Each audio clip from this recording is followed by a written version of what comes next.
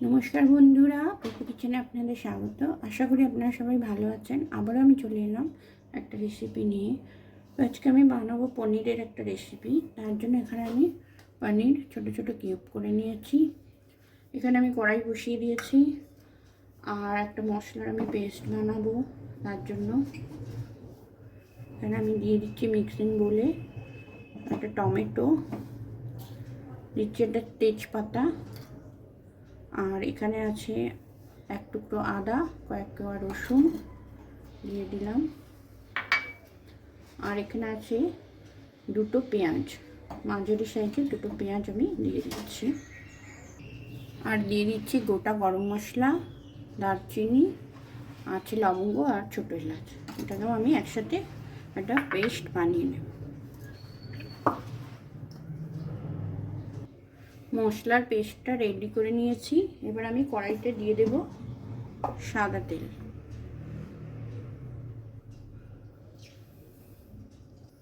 তেলের মধ্যে দিয়ে দিচ্ছি সামান্য একটু চিনি।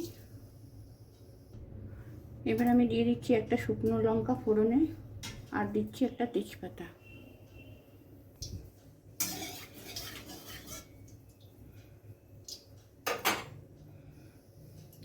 এবার আমি দিয়ে দেব পেস্ট করে রাখা মশলাটা।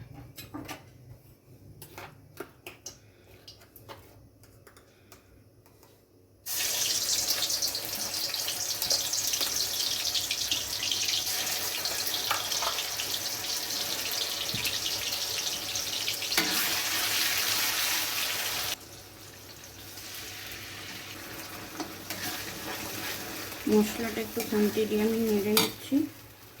এবার আরও একটা আমি মশলা বানাবো। এই মিক্সিংগুলোই আমি দিয়ে দিচ্ছি বেশ কিছুটা কাজু আর কিশমিশ ভিজিয়ে রেখেছিলাম। এটার একটা পেস্ট আমি বানাবো। কাজু কিশমিশের পেস্টও রেডি হয়ে গেছে। এবার আমি এই মশলাটা একটু ভাজা ভাজা করে নেব।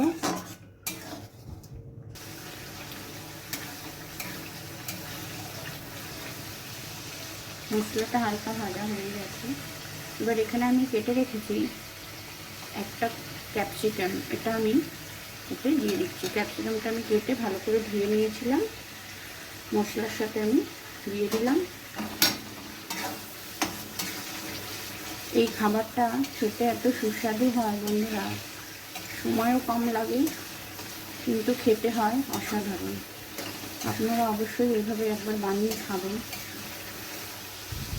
এবার আমি এতে দিয়ে দিচ্ছি 1 চামচ মতো জিরে গুঁড়ো,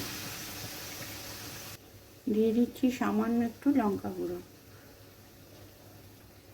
এবার আমি দিয়ে দিচ্ছি 1 চামচ মতো মিট মশলা গুঁড়ো।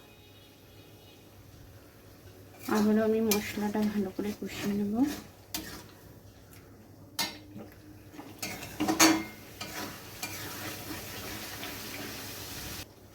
মশলা থেকে তেল ছেড়ে গেছে, মশলাটা খুব ভালোভাবে কষানো হয়ে গেছে। এবার আমি এতে দিয়ে দেব এই পেস্ট করে রাখা কাজু আর কিশমিশটা।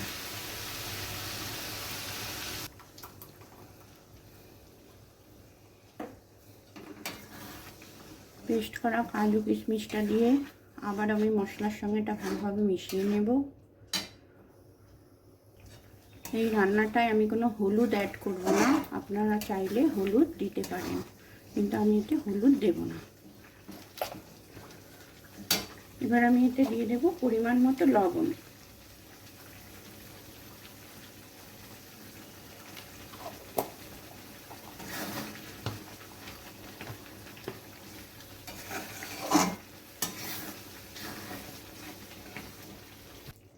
মশলাটা ভালোভাবে কষিয়ে নিয়েছি। এবার আমি পনিরগুলো এতে দিয়ে দিচ্ছি। কেটে রাখা পনির আমি দিয়ে দিলাম। পনিরটা ভালোভাবে মশলার সাথে আবার মিশিয়ে নিচ্ছি।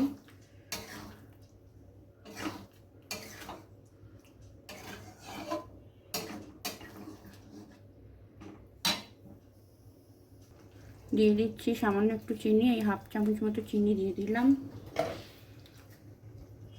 তার সাথে দিয়ে দিচ্ছি কাসুরি মেথি হাতে একটু ঘষে নিয়েছি, নিয়ে আমি কাসুরি মেথি দিয়ে দিলাম।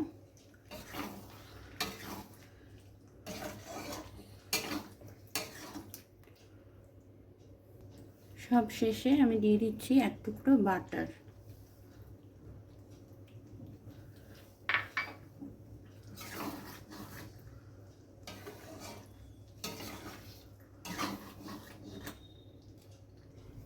বাটারটা দেওয়ার পরে বাটারটা মেল্ট হয়ে গেছে, আমি এবার গ্যাসটা অফ করে এটা নামিয়ে নেব। দেখুন বন্ধুরা কত সুন্দর দেখতে হয়েছে।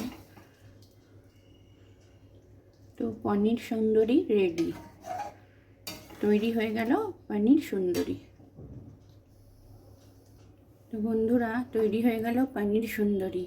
ভাত, রুটি, পরোটা, পোলাও, ফ্রাইড রাইস সব কিছুর সাথে এটা খেতে খুবই ভালো লাগে। আপনারা অবশ্যই বানিয়ে খাবেন, আর কেমন লাগলো অবশ্যই জানাবেন।